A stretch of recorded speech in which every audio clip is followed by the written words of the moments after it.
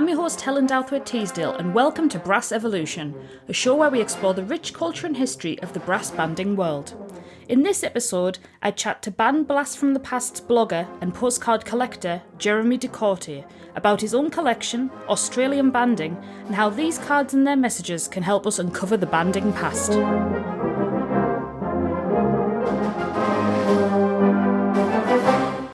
So, welcome to the podcast, Jeremy, all the way from Australia. Whereabouts in Australia are you based, Jeremy? In Ballarat in Victoria. Wow, okay, so excellent link to the last episode, which we did about George Allen and Thomas Bulch, because I think Thomas Bulch wrote the March Ballarat and was based there for quite a while. Yes. So this is kind of come together quite nicely. Jeremy, tell us about yourself and what you do. Okay, well, I'll go with the employment first because that's easy. I'm a teacher librarian in a state secondary school in Melbourne, and I do a lot of historical research for the school. I'm also an instrumental music teacher at the school where I actually teach violin and viola. Okay. That's my day job. I've been involved in the community band scene in Victoria for nearly 35 years. I started out at the Southern Area Concert Band where I initially played oboe for 20 years, and now I'm on percussion. I'm also a life member of that band, and I'm also a member of the Stonington City Brass Band in Malvern, Victoria, which is a over 100-year-old brass band. They started out life as Malvern Tramways Band. Yeah, so I'm at both bands. I'm sort of the ad hoc historical officer. I'm also a member of the Victorian Bands League Executive Council, where I'm one of the two vice presidents, and I'm responsible for the history and archives at the league. Today we're going to talk about some of your collection that you have. How did you come about starting to collect sort of brass band memorabilia, postcard, badges and mementos? I think I started around 2018 because I was doing some research for one of my early blog posts on the National Australian Band, which toured England in 1927, and I was looking for pictures of them, and I came across a postcard site in New Zealand, and they had some collections of Australian postcards, and I got in contact with the person who ran that site, the Postcard Society, and I'd already collected a postcard of the Maori band from New Zealand. So I offered to send it to him, and he said, "Oh, look, I've got some Australian band postcards here. I'll send them to you." And some of them were of the Australian National Band. And they were part of a series of 5 postcards published in Canada when the band was in tour in Canada. And I managed to track down all the other 4 postcards, and it just snowballed from there. So I've been avidly looking at eBay and other places for collections of postcards, and that's where I find most of my stock. I've got over 250 postcards now of a variety of things. And of course, during the lockdowns in Victoria, during COVID, the hobby just probably got a little bit out of hand because I was on eBay every day. But, I've built up a collection that's, I think, is nationally renowned now. It's certainly got a lot of variety, and the brass band fraternity in Australia have been very supportive and very interested in that. Do you specialise in a specific kind of post? Like, do you specialise in Australian brass bands, or is it just sort of general brass banding? It's 99% of it would have to be Australian brass bands. It's just the nature of where I live. I do have some New Zealand ones as well. I do have some British ones. I have quite a large stock of postcards of the Bessers of the Barn Band that when they toured Australia in 1907. Well, my only stipulation is the postcards have to be original. So most of them are from the early 1900s up to about 1970 or 60 or 70. So they encompass a wide range of ages, but they're all pretty special, and each one of them has a story. Absolutely, yeah. I was going to ask you as well, what are some of the sort of themes and the subjects that you're coming across and the postcards that you find? Because I've found generally they come as sort of quite a formalised photo of the band in sort of formation, or this, it can range from that all the way to, events, concerts, bandstands. What are the kind of themes and subjects that you come across on your postcards? So I've had to split my albums. One is just for bands at the moment, which is going to be further split because it's getting too full. I do have one of bandstands as well. So band rotundas and bandstands, which is, that's devoted to a whole album by itself. Within the brass band ones, you're right, there are a lot of the ones that have the formal photos. They're all sitting nicely in formation. They've got their instruments sorted out. And so there's a few themes that come out of it. Obviously, there's some that are of the South Street competition at Ballarat, which is pretty famous. I have about 6 or 7 postcards. I have some of the national bands that went. So there's about 8 postcards of the National Australia Band that I've got. And there's just a variety of others as well. There's single bandsmen. I do have a lot of military band postcards from the first AIF and Royal Australian Navy. Yeah, so some of the ones of the Royal Australian Navy are interesting because they're from when the HMAS Melbourne was stationed in Bermuda as part of the North Atlantic Squadron. So that band was, you see the band carrying instruments on races or marching through the centre of town. And yeah, so it's some of my military ones. But they're going to have an album by themselves because they're also getting a bit much. So. I find that, the ever-expanding collection, that's what that's called. Yeah, exactly. But I don't think I'll stop because there's always more stuff to find. And, they're really special. There's some amazing photos there and it's stuff you don't always see. Like tiny country bands in Victoria, and you get a single bass drummer posed with his drum, or a single bugler, or something like that. So, do you use the postcards that you collect to assist you with the research that you do? Yes, I do, because they provide names, dates, ages, a bit of interpretation. There's some that I haven't positively identified because they simply come with no identifying marks. One of the postcards I have of the Malvern Tramways Band actually has all their competition results up till 1924 printed on the back. Brilliant. So it's a bit of a promotional postcard. I have one from 1908 of an instrument repairer in Brisbane where, that's something special again. It's the only one I have of that kind. I also have some of the Aboriginal Mission Bands, which is ones that I don't usually bring out because they're a bit controversial in my eyes. Sure. Both of those postcards I actually found from sellers in America. These postcards just give such a good timestamp. It's like, a literal moment frozen in time. And it's great that the variety of postcards that are out there. A lot of the ones that I see are very much sort of the formalised brass band with hundreds of trophies in front of them. Yep. But the fact that you had a repairer one, that's very interesting. I don't think I've ever come across anything like that. Well, it lists him as a brass band repairer. He repaired brass and actually he came out from England to Brisbane and set himself up in a music shop, and he offered repairs on all sorts of instruments. He sold pianos as well, but he specialised in brass band instrument repair. There's always that mystery. It's like, who are you? And we need to go back in time to try and find out where. It'd be great to find out who that was if we could find that ancestry there. But that's, if there's no information other than the image, you do go down a bit of a black hole sort of thing. Yeah, you can, but in Australia we're lucky to have the Trove Archive, which is run by a national library, so we can look up newspaper articles and names and places all through that. So that provides a bit more background to the postcards that I'm either acquiring or I've already got. So I always do due checking as to where the postcards have come from and whether they can be related to any other events. I'll definitely put a link to that Trove Archive as part of the description for the podcast, because that's really interesting, something to look at different. I think similarly in the UK we have sort of a British newspaper archive which you can look at, and obviously Ancestry.com. Other genealogy providers are available. Have you found any sort of interesting messages on back of any of the postcards that you've found? Yes, there's some very special ones. Occasionally I've bought a postcard just for the message. Right, okay. There's one postcard of, a stylised woman on the front, but on the back of it's a heartfelt message from a bandsman from the 15th Battalion stationed in France. So he sent that home to his family. So there's a few First World War ones. There's others where they've just said they've enjoyed the band, they've seen the band. Some of them from the Bess's ones, they were actually brought out here by Bess's as souvenirs, and they're actually sent from two Australian places to another Australian place.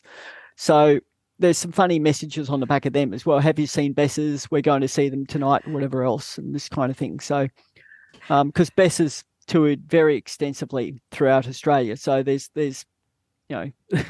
their touring schedule was something to be believed. So their postcards are really unique. You see them from all over places. You actually place them in different cities at certain times just because of the messages on the back. That's so interesting. I was going to say as well, it didn't even cross my mind to think of the reverse of the postcard, i.e. the front image could be something completely unrelated, but the actual script or message could be from a bandsman or about a band. And that is something that I will definitely bear in mind in the future, because it gives you an insight into the public perception or the actual lives of the bandsmen certainly, they were doing their work. Yeah. Yeah, well, certainly. I mean, these were the text messages of the day. Yes.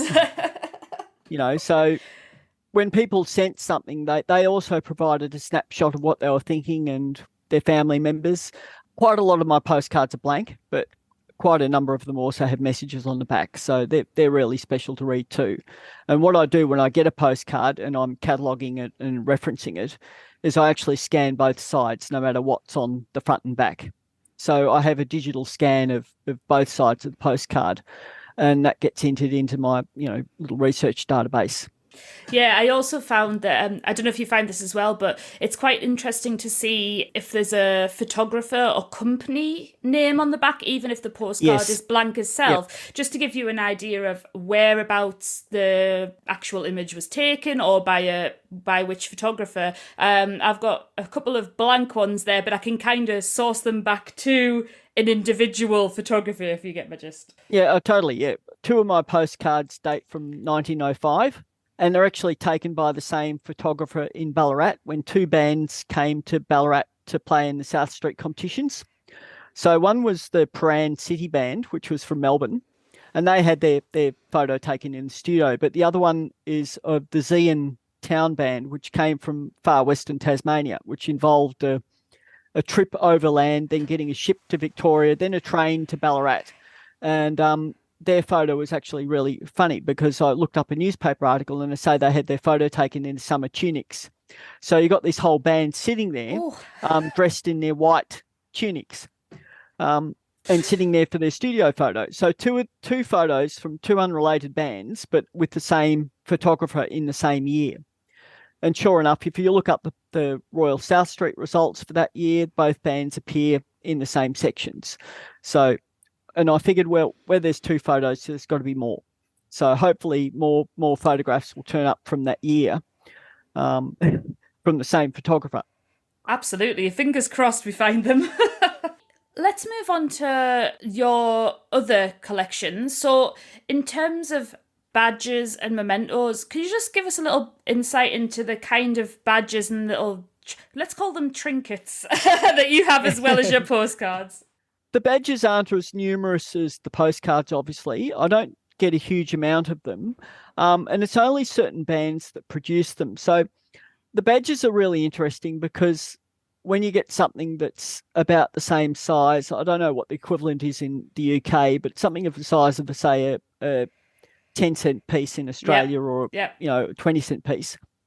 And they've tried to print a whole band photo on it. That's it can get a bit tiny. I digitally scan the badge, so I have a database of that as well. Some of the badges are quite special in that they were produced by the one badge manufacturer in Sydney or Melbourne, and you can definitely tell a theme there. So I've got a grouping of 4 badges from Launceston in Tasmania, where they had 4 brass bands at the time, and each of them had their own band emblem put on this badge. So you put the 4 of them together in a little set. And then we have a couple of badges of band queens where they were women in the town were trying to raise money for the band. And they actually had the band queens on these badges. So that took a bit of finding because you have to look up Tro to find out what the relationship was. And others are just, there's a few bandstand ones. They're all pretty tiny, actually. We call them tinnies over here. Yeah. And others are just ones for tours, say like the South Australian Citadel Band going to Geelong or Tasmania or something like that. So because the bands in Australia travelled quite extensively. So there's badges from everywhere and bands everywhere.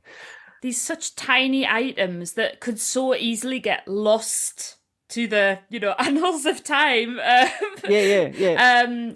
But it's so great that you managed to collect so many, and I'm sure there are many more out there. It's just trying to get a hold of them. It's pretty difficult. Well, there are, and I know they exist, and it's more of a point of where I feel inclined to buy them, or Yes. they're rare. I know that a lot of them are actually coming out of South Australia, so they must have had a badge producer in South Australia who produced them for all the bands.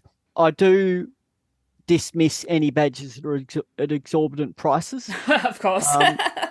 I think if you're selling something so tiny, there's no reason to have it on eBay for $300. I love when the description is like very rare.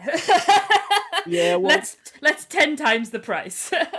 there might be, but there's people who do want to collect them, and there's no way they're going to be sold at the price they're given. So No, I understand. And the reason that you're collecting them is to preserve them and obviously share the knowledge that's right. and the information. Preserve, share, interpret, because they are useful and they will eventually form part of my research into this kind of thing. So, I use my postcards in my blog, and I obviously share them on Facebook because I think the band community in Australia is very interested in them. And during COVID, I think we've come back to look at our history a bit more, and that's something great for the Australian band community. Definitely a lot of research happened during COVID. We didn't have much else to do. An explosion of research happened, but really fascinating. And obviously, I will share the links to your blog as well, and everyone can have a little look on there and some of the fascinating things that you've got. Yep. What's the most interesting discovery you've made, Jeremy? Oh, same. I listened to your blog post with Gavin Holman. It's much the same with me. There's just so many things. In terms of postcards, I think I'm just trying. I don't have them in front of me, but I think the ones of the South Street ones are probably most interesting. We have one taken across the football field where they had one of the competitions, and it's just absolutely crammed with people watching the bands. And I reckon there was about 20 to 30,000 people watching our quick step competitions, which is something I don't believe you do in Britain. Is the quick step. They're purely an Australian and New Zealand band movement invention, and it was where bands had to do a precision march while playing music at a certain amount of paces and times, all paced by marching judges, where they had to do corner movements and this kind of thing. And you see a band going off in their manoeuvres, and another band waiting to do their section of the competition. And I can't date this postcard, but it's just so typical of what used to go on at Ballarat South Street competitions, indeed any competition over Australia. There is a link in one of my blog posts to a quick step competition in New Zealand, where you can actually see a competition in 1912 where the bands were marching around on an oval, paced by judges in pouring rain. It just goes to show as well, like the postcards themselves shows a snapshot of the popularity of these kinds of events and the bands, because a lot of the postcards and images I see, there's hundreds, if not thousands, of people surrounding bandstands, on piers, at competitions. Yes. Just shows how popular it was.